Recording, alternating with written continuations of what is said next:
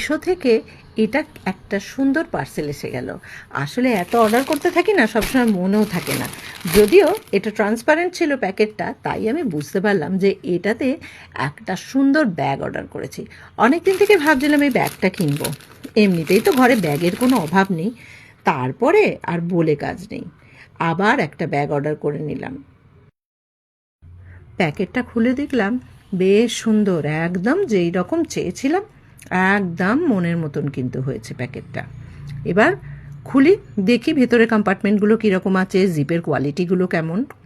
আও, খুব সুন্দর, ভীষণ ডিসেন্ট দেখতে, ভীষণ ডিসেন্ট দেখতে ব্যাগটা।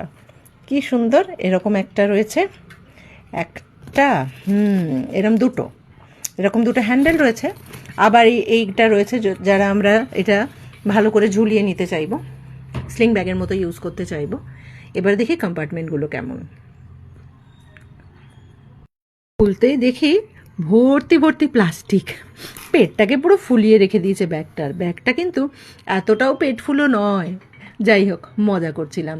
আমরা তো জানি যে কোনো নতুন ব্যাগের ভিতরে এরকম কিন্তু প্যাকেট ঠুসে ঠুসে ভরা থাকে।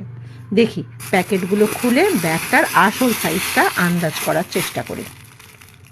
মা গো মা, এত প্যাকেট বের হলো! ওরে বাবা রে, কত প্যাকেট বেরোলো এই ব্যাগটা থেকে! বাপ রে বাপ, এই প্যাকেটগুলো নিয়ে এবার আমি কোথায় যাই, বাপরে! যাই হোক, ব্যাগটা বেশ ভালো লাগলো। এই যে ব্যাগটার ফাইনাল লুক এরকম, পেছনে এরকম একটা ছোট্ট একটা কম্পার্টমেন্ট রয়েছে যেখানে আমরা মোবাইল টোবাইল এসব রাখতে পারি, আর দুটো মেন বড় কম্পার্টমেন্ট, এরকম একটা আর এরকম একটা। ভালোই, বেশ স্পেসিয়াস।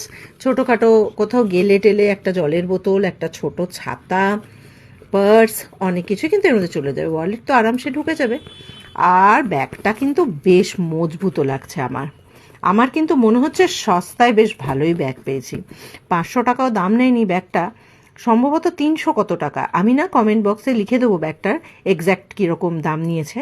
আসলে অনেকগুলো অর্ডার করেছি তো মনে পড়ছে না, তবে বেশ ভালো। এটার একটা ব্রাউন ছিল, মানে ব্রাউনের সঙ্গে ব্ল্যাকের কম্বিনেশনে ছিল। ব্রাউন ব্যাগ না আমার প্রচুর হয়ে গেছে, আমার সাদার ওপর কিছু ব্যাগ ছিল না, তাই এই ব্যাগটা আমি নিলাম।